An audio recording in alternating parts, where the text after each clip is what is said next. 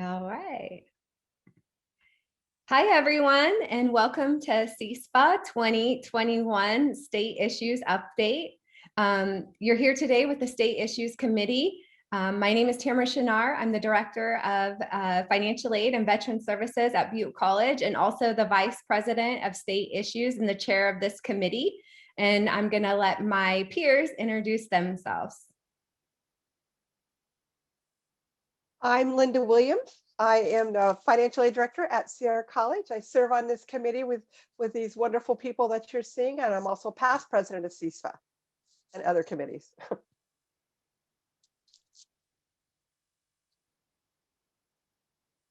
Good afternoon. I'm Elizabeth Hilton. I am the co-chair on the State Issues Committee and the Director of Riverside City College. And I am also region rep for CISPA for Region 9 and on the CSAC Financial Aid Advisory Board. I am Adrienne Lee, Director of Financial Aid, Veterans and Scholarships at Palomar College, and I am also a regional rep for Region 10 and a member of this State Issue Committee and all other duties assigned. And there are lots of duties assigned. We don't have with us today, but recently recruited Buffy Tanner from Shasta College to participate as a member of this committee. She's brought valuable ideas forward and has lots of great commentary to share about how we can help leverage our partnerships at the state level to maximize aid and financial aid administration dollars for our colleges. A little bit about the State Issues Committee. If you don't know, our charge really is to try to keep an eye on anything that's going on in the state, new bills that are coming up, guidance that's being developed for bills that have already been passed and signed into law. And then really working in tandem with the Chancellor's office on developing issues, looking at best practices, trying to advocate for our colleges throughout the state. One thing that I think is really important about the design of this particular committee is we tried to be really thoughtful about where our colleges are positioned relative to region and geographic area, because we are very different in size and student population. And what may work at my small college in rural California may not work at Elizabeth's big college in Riverside. So it's really important that we have multiple perspectives when we're communicating with the state, with the legislature, and we're advocating for policies that we have a true representation of how those things impact all of our colleges, not just our individual colleges. So with that, we're going to kick off. So the one thing that we want to acknowledge is that it has been a long road. We have all just, I feel like Keanu Reeves in The Matrix, like there's just things coming at us nonstop, whether it's from the Fed side, the state side, the institution side.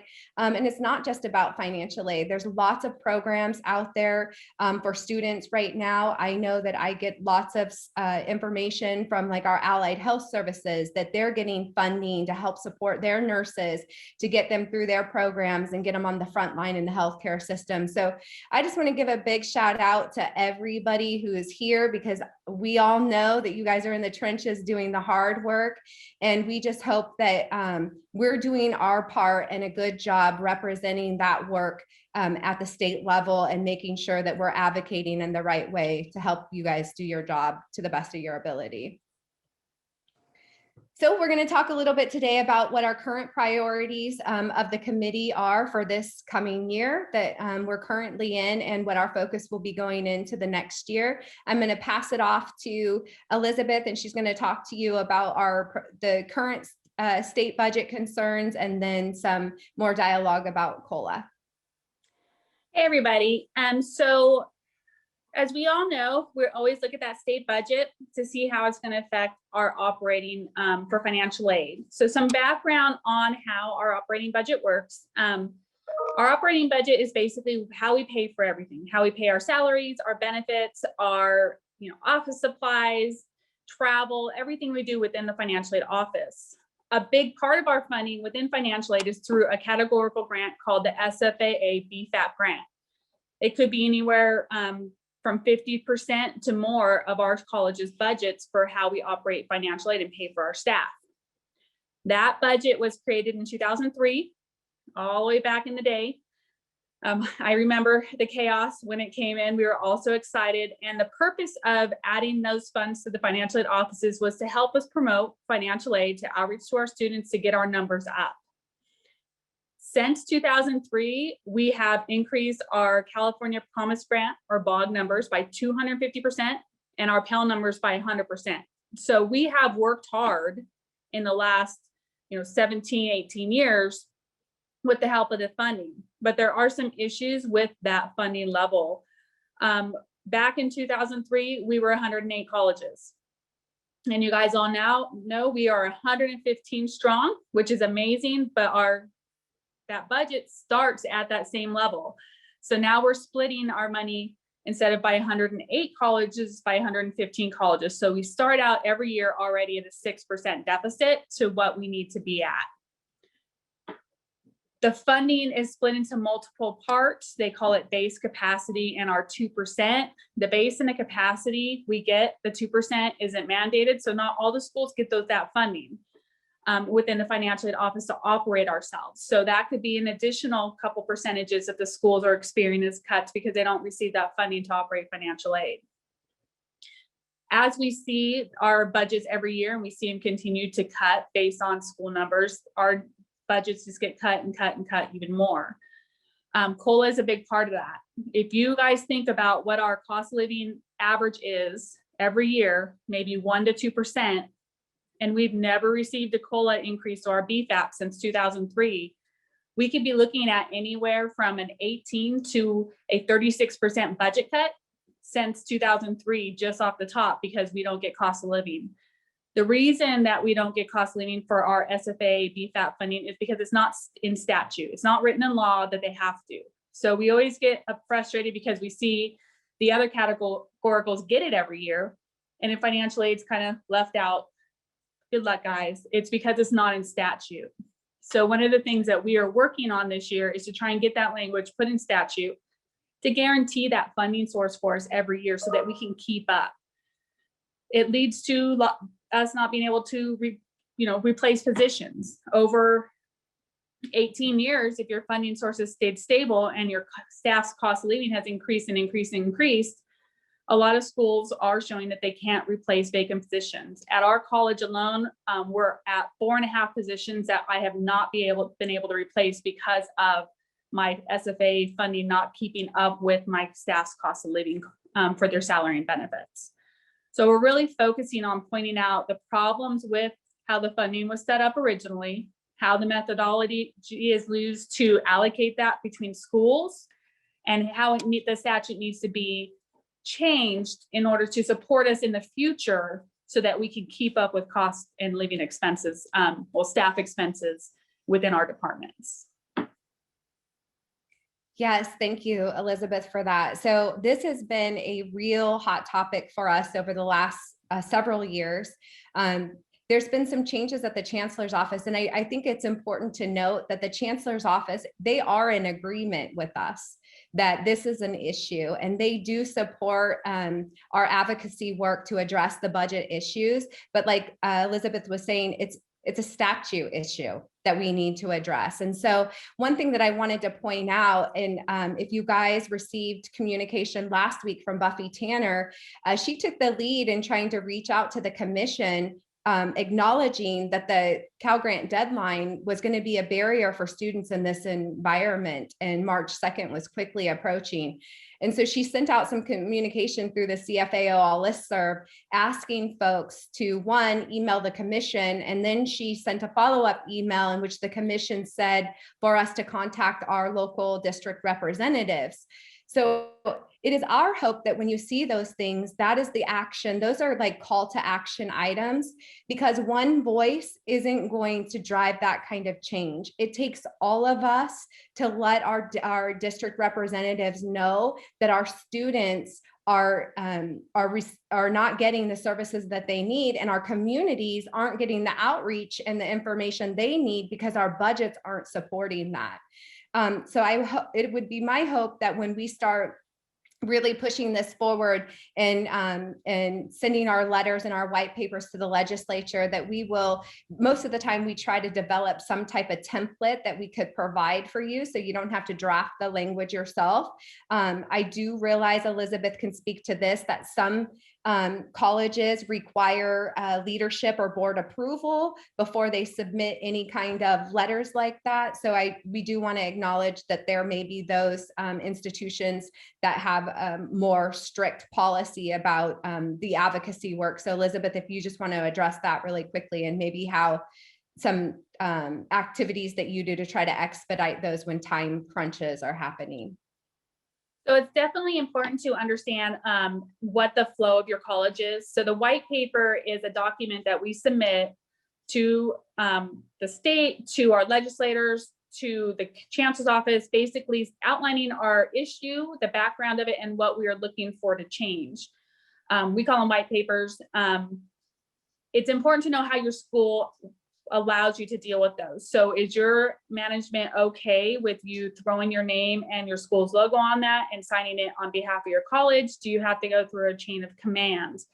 We're a multi-college district, so ours may be that we have to go through college and in district chain of command. So it's important to know that so you can kind of get an idea of how the structure works and your time frame. If it's a last minute request, you'll be able to know right away. There's no way I'm going to get that out in 24 hours because it's going to take at least 3 days to get it through the chain of command.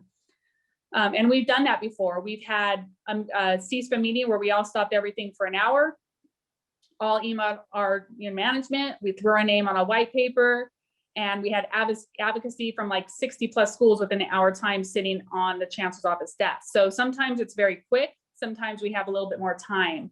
But you can do the legwork ahead of time by talking to your directors, your deans, your VPs, and finding out, if financial aid policy comes up and we want to throw a name and our logo on a white paper, are you good with me signing it off, or does it have to go through somebody else? But definitely important to know that flow ahead of time so it doesn't stop you up when times are tough and we're trying to get those papers out in a quick manner. Yes, thank you. And I do want to acknowledge that when we do send out emails for data and information, we do get a great response rate. So we really appreciate the fact that you guys are engaged in providing institutional level data to us, because the one thing that we've learned in all of this process is that, nothing matters unless you have the data to support it. So without you guys being participants in these process, we wouldn't be able to provide the relative information and data needed for these folks to take us seriously about what concerns and challenges that we're up against. So thank you for your partnership and advocacy, and we hope that you will continue to do that in the future. Adrienne, Linda, do you guys have anything you would like to add? I can tell you a little bit of a story about what Elizabeth just described. I actually had a stern conversation with my VPSS a few years ago because I had put our logo on a advocacy work that we were doing. But because I served on the committee that I was working with, it became moot. So it could be that you could also consider serving on some of these committees where you wouldn't have to do some of the chain of command processes as Elizabeth just described. Yes, Linda, thanks for plugging serving on the committees. This is important work. And if you are passionate about it, please let any one of the 4 or 5 of us know. It really does take a village to make this stuff happen. It's not easy. It's hard work. It's work on top of the work that we're already doing. So this is all volunteer work, and it usually happens either after hours or on lunch breaks. So, having a nice group of people who are energized and ready to stand in advocacy, we welcome you. So please let us know if any of you are interested in serving on any of these committees. Federal issues is another one. That one's going to be lighting up here pretty soon, I imagine, in the next year. So please. So student-centered funding formula. We've had budget cuts. We're facing deficits. Just to give you some general numbers that we got from the chancellor's office, there is about 87% of all BFAP funding, FSAA funding, is allocated to salaries and benefits. So that just tells you, in totality, the budget is mostly going to support just salaries and benefits. So a lot of us don't even have operating budgets. We don't have overtime budgets to support outreach efforts, all those things that happen outside of our normal business hours and practices that we really need in order to help our students through the application process, all the way to the awarding process, and most importantly, to graduation. With the student-centered funding formula, now we have a little bit more accountability, right? Other than maybe recruitment and admissions, which, I think when you're talking about enrollment, people look at enrollment as an institutional responsibility, right? We're all responsible for the students that we have in our institution, the students that we interact with in our community, but we are the only folks who are solely accountable for the supplemental portion of the student-centered funding formula. And with that, it increases the spotlight on the work that we do. And hopefully we can use that to our advantage. Knowing what you contribute is so important to the discussions when you're negotiating with your leadership about additional funding. Plus, knowing what's coming down the pipe, being able to predict so that you're proactive and not reactive. And that means you have to have an ear to the pavement on what legislation is coming up that's going to require additional staff, additional process development, additional system development, reporting requirements. All of those things help that conversation. One of the things that's recently up on the table, why we talk about outreach, is AB 469, the Financial Aid Integration Act. And if you're unfamiliar with that, that's going to be the requirement of all high school seniors to have a financial aid application as part of their graduation. So what does that mean? Well, will funding be allocated to the K-12 system for that to happen? Most likely. They're receiving a larger share of the budget already. Will the responsibility still lie on our offices and our community colleges to do the outreach to get students through those processes? Think Cash for College. If you're in a rural area like mine, there is no Cash for College. We are Cash for College. So those are the types of things that are going to really impact your operations and the level of human support that you need in order to help, support these bill initiatives. I don't think anybody disagrees that it's a good idea, right? For students to have a FAFSA. It helps streamline the admissions process to college. It helps them be financially prepared when they get here. We can all get behind that, but it is a heavy lift. And we know that a lot of that is going to fall on the community colleges. I haven't seen any funding in the bill that is directed at supporting AB 469, which is for community colleges specifically. So those are the types of things that we have to be aware of that are coming so that it can form our conversations with the chancellor's office and the legislature during the budget period. Anybody else want to add to that? So I can add for AB 469, my daughter is a senior in a district that requires that for graduation. She's in one of the 3 districts right now in Riverside County that require it. There is an opt-out for parents. They have to meet with the counselor to opt out, but it's pretty intense. She gets constant texts, constant email blasts from the school, and she did hers October 2nd, and she's still getting constant texts and constant emails. They had multiple Cash for College events.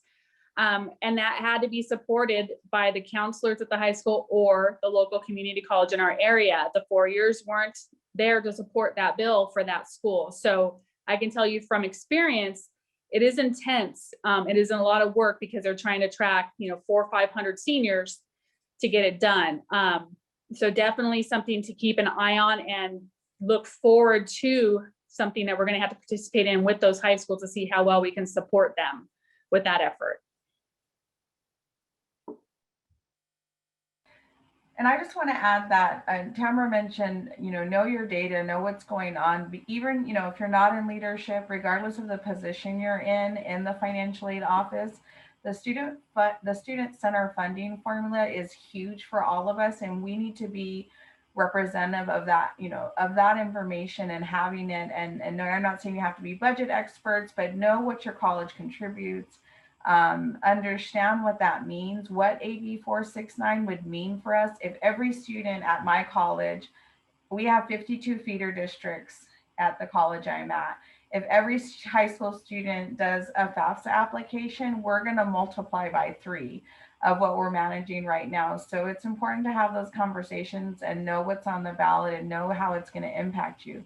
Now, for most of us, or all of us, we want every student to receive every dollar that they're entitled to, meaning we want students to apply for financial aid or a CATA application. We just have to know what that is going to result in and how we address it. Proactive, not reactive.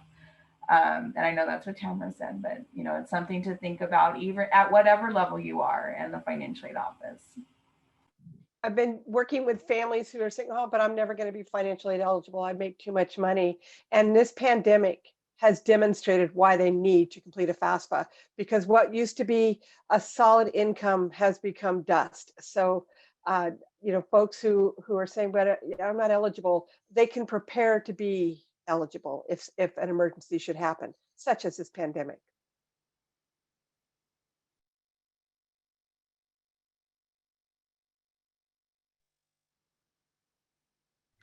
Sorry, I'm trying to manage the slide share and the mute at the same time. Maybe I just don't mute.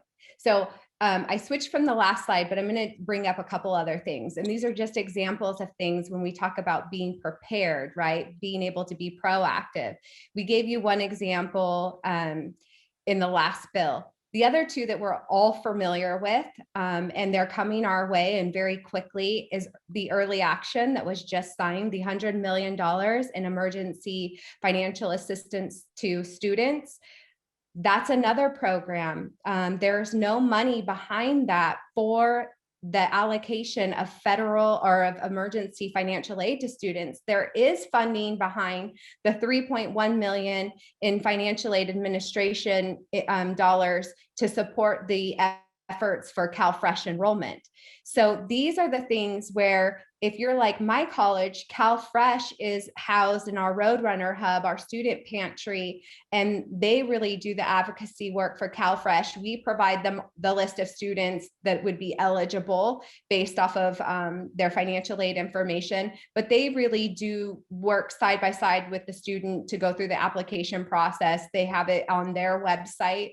So these are the kinds of things that, at a state issues level, we're looking at the inequities, right? We talk about equity a lot, but financial aid, it seems like for whatever reason, there's just been, the equity lens hasn't been on financial aid administration. And so that's what our major priority is right now, is just trying to get people to see, we want students, like Adrienne said, to have every dollar that they're eligible for. But we also, as leaders in our prospective areas, have teams that we need to make sure that we're not piling stuff on. Morale is going to determine how well you serve students. And when our staffs are stretched as thin as possible, and then your 2 more programs are coming at you, every single one of us on this screen as directors are running some type of program themselves,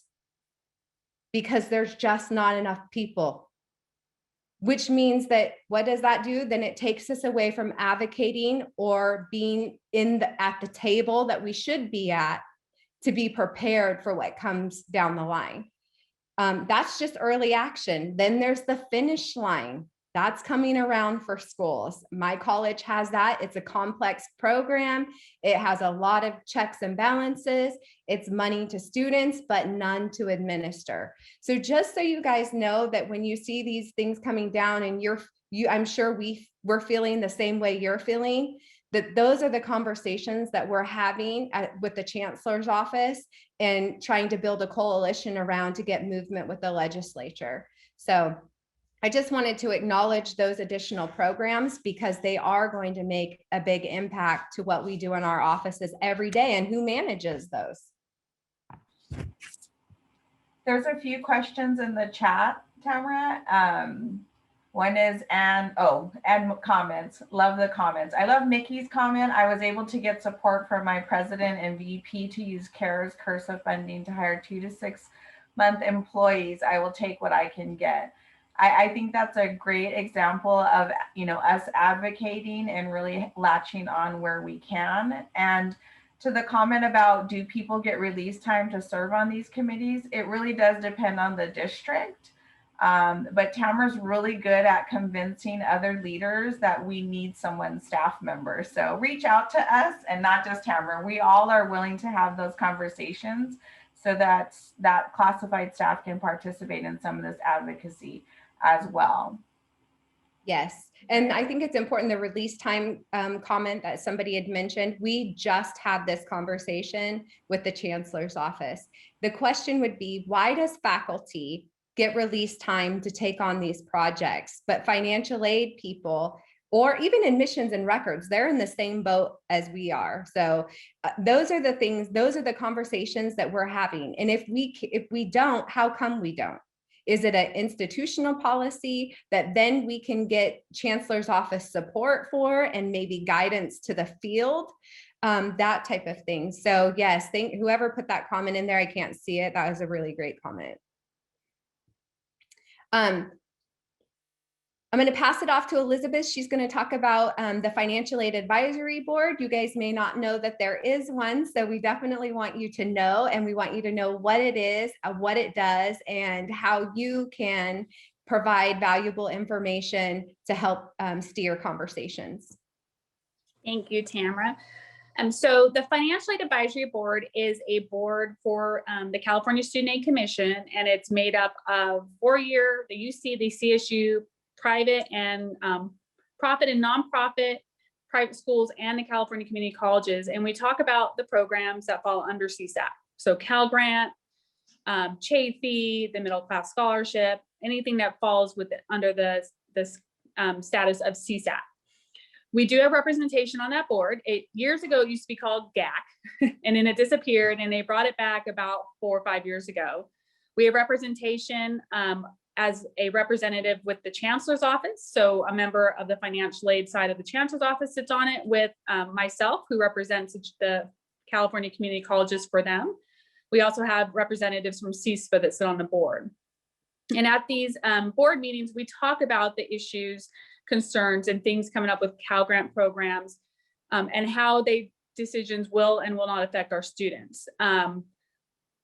Things like how when communications come out from CSAC, when they decide to run some of their processes, like when they withdraw students for not having actions posted.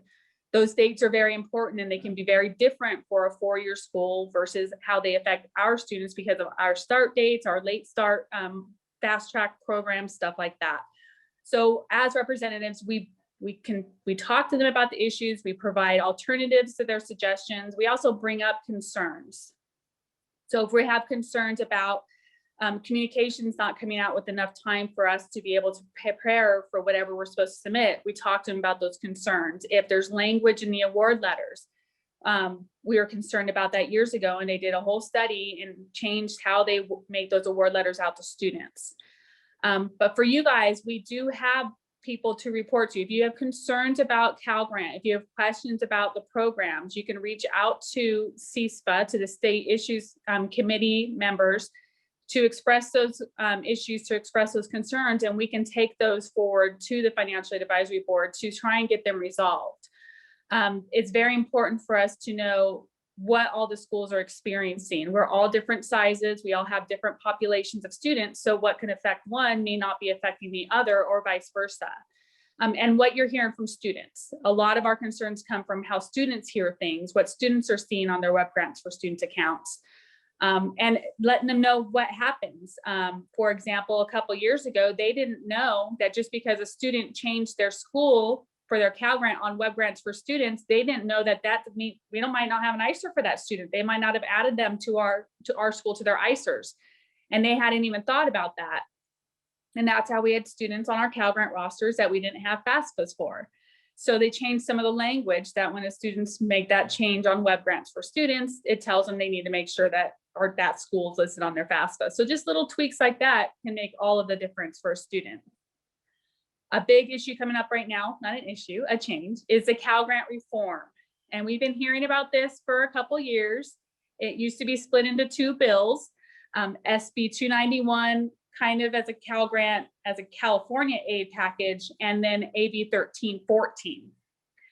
So that has kind of come to fruition, and now it is a new bill that's going to come out, and they're going to relook at how Cal Grants are awarded, how eligibility is determined, and there's going to be some positives and there's going to be some things to work on.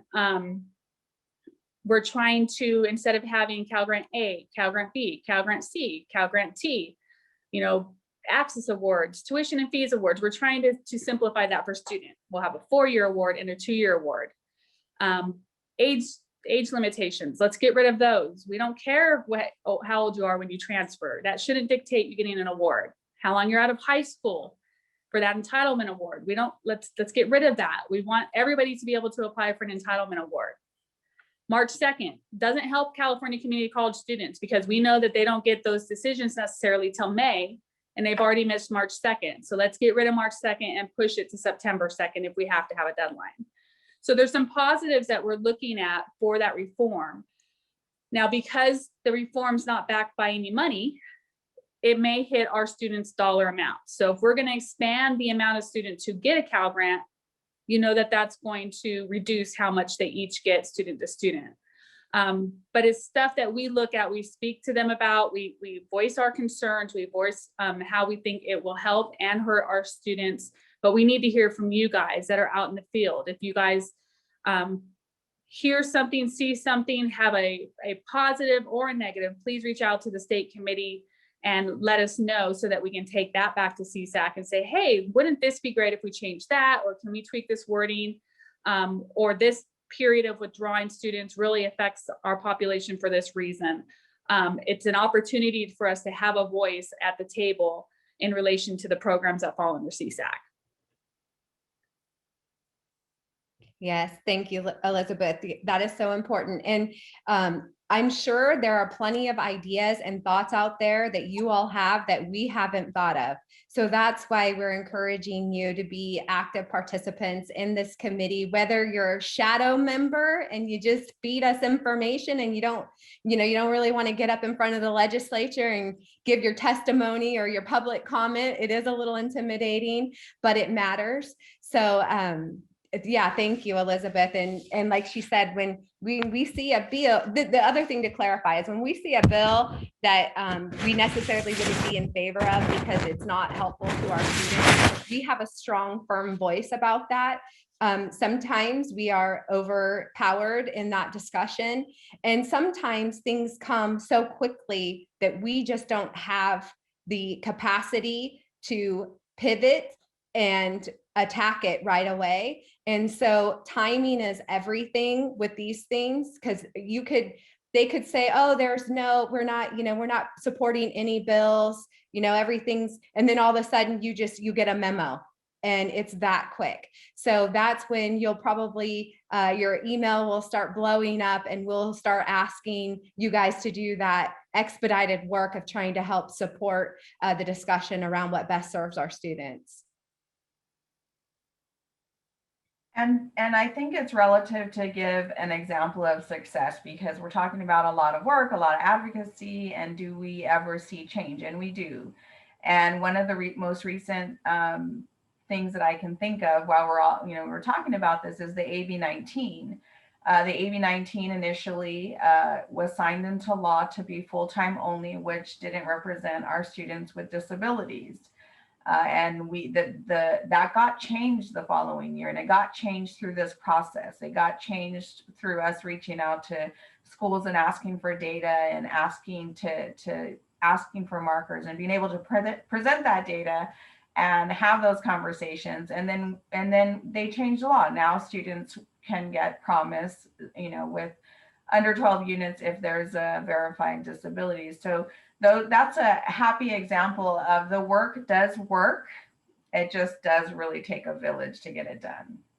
It does. And you have to walk those halls. I think maybe Mike Deere was with me that day. And I tell you what, it was hot in the Capitol, but we walked the halls and we met with every assembly and Senate member that would meet with us and gave them the whole rundown. And it was really interesting for me is that I didn't hear one of our representatives throughout the state say that that wasn't that we weren't doing the right thing by advocating for our DSPS students. And lo and behold, that bill was amended.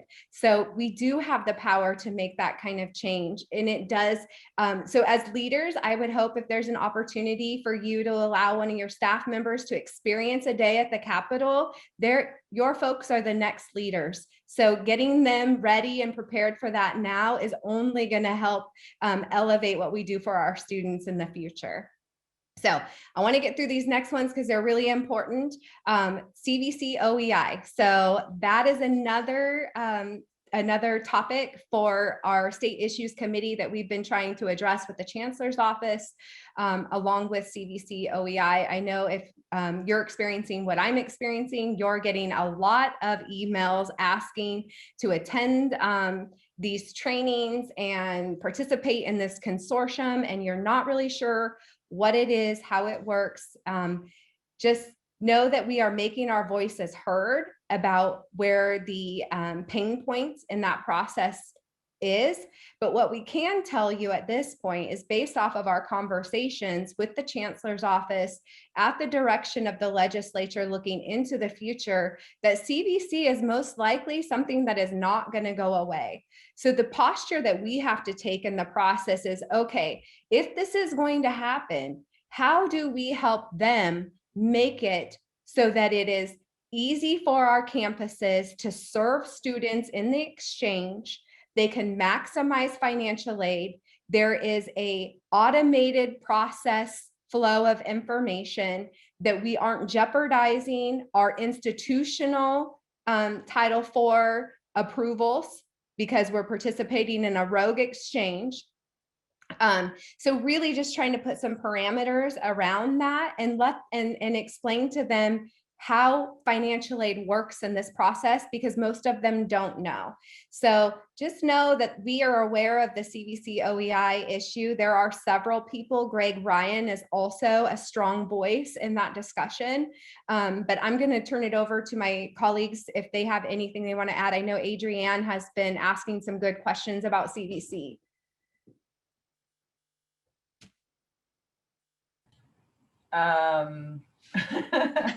So most of you should know what the CV, it's the exchange that we're going to all share students and open access to classes that students may not have gotten at your campus. So I'm going through, trying to build it at Palomar College.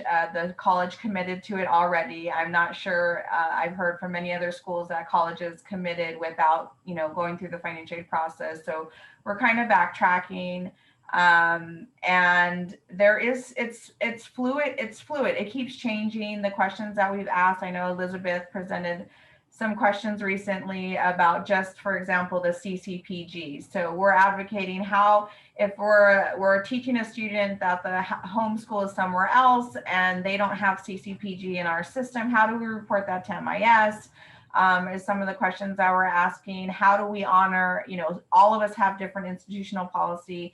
SAP appeals, if a student's disqualified at one institution, how do we honor a course at another institution without jeopardizing, like Tamara said, our Title IV approvals? And, we take that hard stance of Title IV approvals because that's how we have to present it. Like, if we're not following these rules, we are jeopardizing paying students aid on our campus. So I'm kind of in the middle of it and trying to iron some of that out, but I'm going to let Elizabeth or Linda add to some of this because they've also been in heavy communication in this process. Yeah, so far that I know, our college has not signed.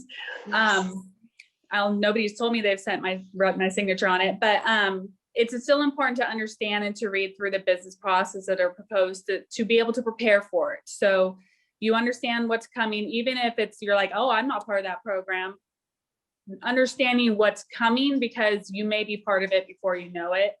And asking the questions, reading through the language of it was very important so that we could get those questions out and try and get them answered before the program got too big while it was still manageable.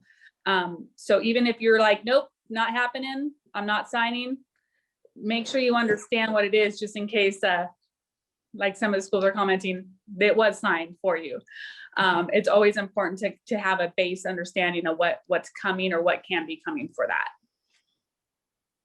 I think so much what we do is politicking in policy with our administration and with the chancellor's office and the league and our legislatures. So we just have to learn to navigate it. And if we learn early on that this is coming our way, because this initiative is coming our way, you guys, whether it's forced upon us or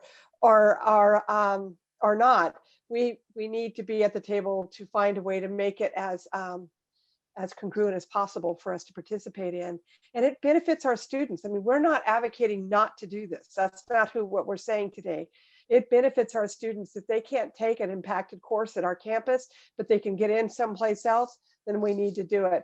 You know, Sierra hasn't signed on to it. My VPSS has heard me and is kind of, you know, he's a little on the fence with it right now. And I respect that he's holding back just a little bit for me because we have so much other manual work that we're doing. And right now OEI is all manual work for us, as any consortium would be.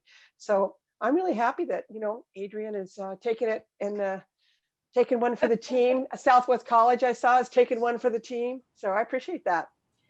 So yeah, I don't know how that's going to work out, but I do want to say it was interesting when I met with the faculty and everyone involved the other day, and I'll be real quick with this, is someone made a comment, well, how is Maricosta not doing this? That's our neighbor. Because it's required. The chancellor's office is requiring this. And so I just want to throw out right now that this is not required at this time. It's, you can volunteer to participate. They did send out strong emails and they're encouraging it and they're contacting our leadership. And I agree with Linda, it's not a bad thing, but it's one of those things that we have to figure out how to make it work within a compliance box. And I don't feel that we're there yet. And that's just my personal opinion. Please don't go back and tell your presidents that Adrienne Lee said that we're not ready for this. Yes, I think, yeah, and I think it's to drive it home. We all appreciate the concept of CVC OEI and what it can do for our students, and we want to champion this effort, but we also want to make sure that we work smart, not break people's, you know, back and put them, you know, taking mental health leave. I do like Albert's suggestion. I don't know if you've looked at our chats, but he says, is there a suggested staffing size or structure for this? Like, let's say 20,000 students equals 20 staff. I kind of like that idea. I like that. Albert, you're on the committee. Yeah, Albert is recruited. We have that for vets. The chancellor's office puts out a recommendation for every certifying, you know, every veteran certify this many full-time benefited staff. So I think that's a great thing to bring to the table.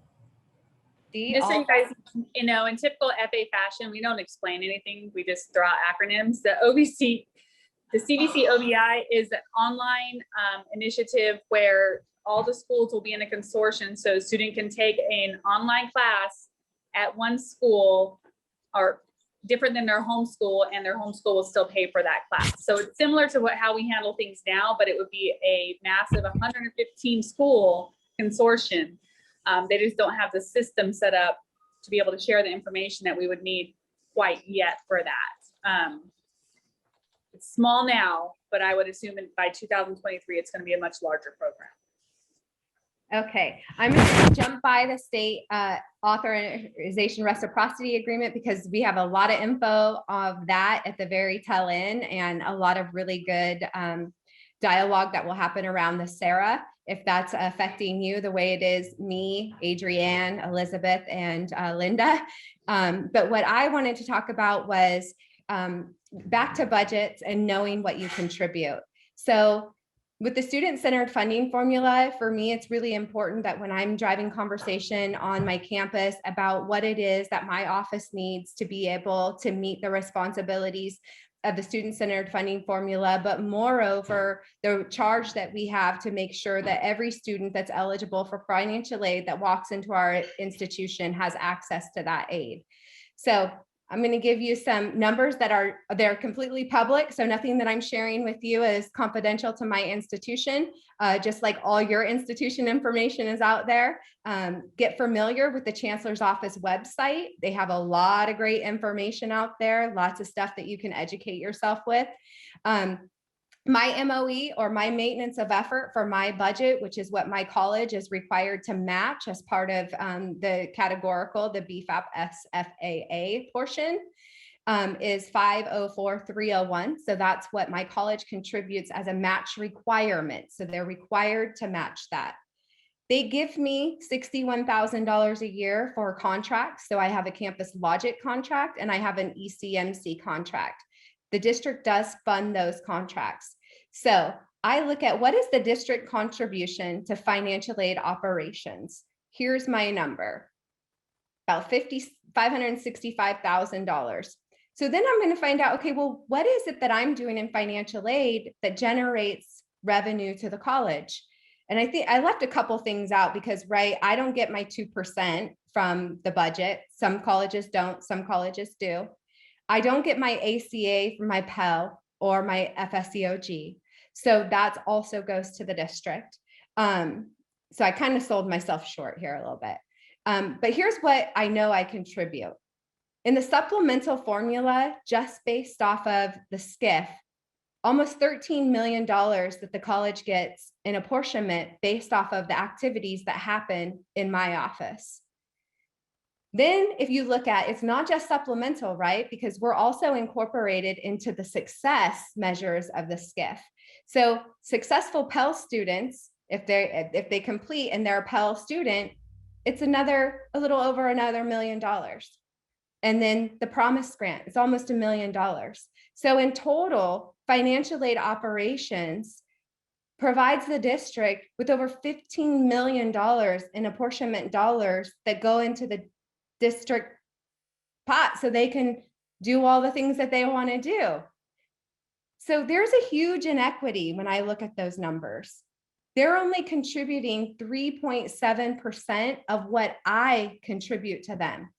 So when I'm having conversations about something new and exciting that I want to do, or some technology that I want to bring in to help our students, I drive this home all the time. All the time. And it's important that you know these things, because I think it opens up, it widens the lens for a lot of people, because they're not really looking at it at that detail level. Yes, Adrienne? I felt like a teacher. 7-minute warning. Thank you. Okay, I'll move on to the next slide. So where do you get the information? There will be a link at the end of this slideshow that tells you exactly where you get that information. It's going to take you to this big long report that has every college. This happens to be my college, and this is what it looks like. So when you're out on the Chancellor's Office website, you can pull up the P1 allocations for all colleges, and this is what it looks like. So the information is out there for us. And I remember I learned about this at the Enrollment Management Academy at Claremont University. I attended with our Vice President of Instruction. And when I saw this, I was like, oh no, they should not have let me have that information. So it's been really, really helpful in the dialogue that I have on campus about what it is that the college can do to help contribute more based off of what it is that we contribute. All right, down to the dirty. Go ahead, Adrienne. So I'm going to talk a little bit about state authorization and us getting together as a system and really fighting to get in the SARA agreement.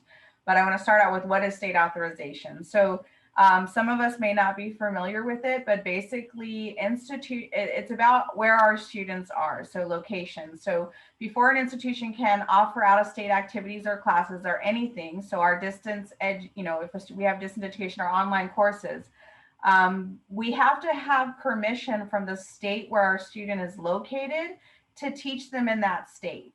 So it's always been an issue. There's been, Linda and I have been advocating for quite some time on this issue. But we really seen a huge impact with COVID because a lot of our students left the state of California because it was cheaper to go live with grandma in Arizona instead of staying in California and being a now poor college student that can't pay rent. So, and I'll give some examples at Palomar College.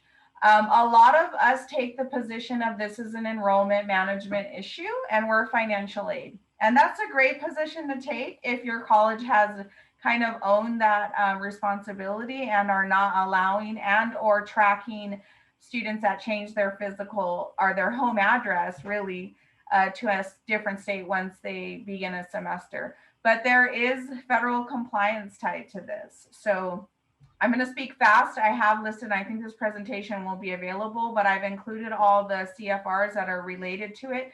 We cannot, unless your institution, and there are some institutions, I've done a lot of research. Santa Barbara City has many states. San Diego Community College District has 38 states that they've gone out for individual state authorization to teach students that physically are in their state. So it does exist.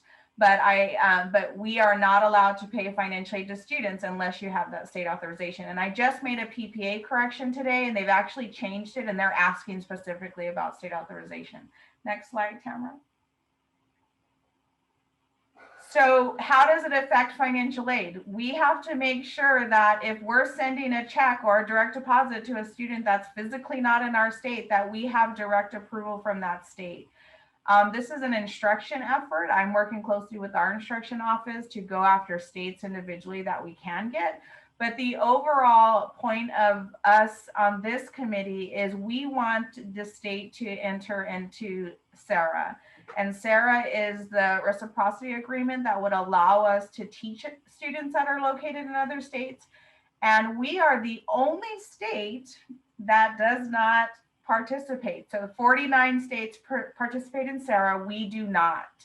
So we are really looking for friends in this area, and we are really looking to go after the state of California for not participating in this agreement. We can be program reviewed on this. We will have to provide a defensible process. I'm going to add in the chat recent rules. They actually enhanced or increase the regulatory components that go with state authorization. It was effective July 1, 2020. We did seek relief. Next slide, Tamara. I'm going too fast. We did ask for relief for this, and I have a couple myths right here. Everyone thought because COVID was here that it was going to be okay. And this is in the Higher Education Act. They did not provide any relief. They sent out a memo, I want to say April 3rd, that said, yes, if your students are leaving the state, you can have distance education as long as you have the appropriate accreditation and state authorization.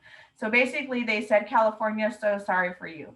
Because really, when we presented this information, you have to take into consideration the Department of Education is, we're asking them to change the law for one state that isn't participating in this agreement that everyone else is. So this is a huge hit for Palomar. We just had to note, we pulled 90 students financial aid for spring. We had to notify almost 300 students that they had changed their address and left the state, and we had to disenroll them. So this is a teaching issue, but it does bleed into our work. Because if a student somehow gets enrolled or leaves the state and we haven't done our part in financial aid, it's an overpayment. So those 90 students that I caught that left the state, that would have been 90 overpayments because I wouldn't have had a defensible process to say why I sent those checks out. Another myth is when I present to this call, a lot of people think, oh, well, they're residents, they're California residents, or they're military. And Linda can speak on that as well. Residence and physical presence and location is completely two different things. And I'll let Linda talk a little bit more about the military and how it impacts and some of the advocacy she's done. And we have 2 minutes. We have 1 minute at this point. Sorry. That's okay. I'm happy to talk with anybody offline about this so that we can end our our session, or the session's going to end for us. I did get there's a lot of links. Some of you might just be like, wait, what did she just say? Because it's, some folks are new to this, but I encourage you to go back to some of these resources and make sure that you're having conversations with your colleges about where your students are. We went from having 30 students that were not physically at Palomar, and COVID, we had 300 in spring. So I would really look deeply into your processes and make sure that you're able to get where you need to be, and join us in our coalition to get the state to take a stance and get in Sarah. All right. Barbara, we'll talk to you offline, Barbara, on that question. Thank you all so much for joining us today. Please consider how you might be able to participate with the State Issues Committee. We look forward to working with all of you, and have a great rest of your conference. Thank you all. Don't forget to do your survey. Yes, survey. Survey.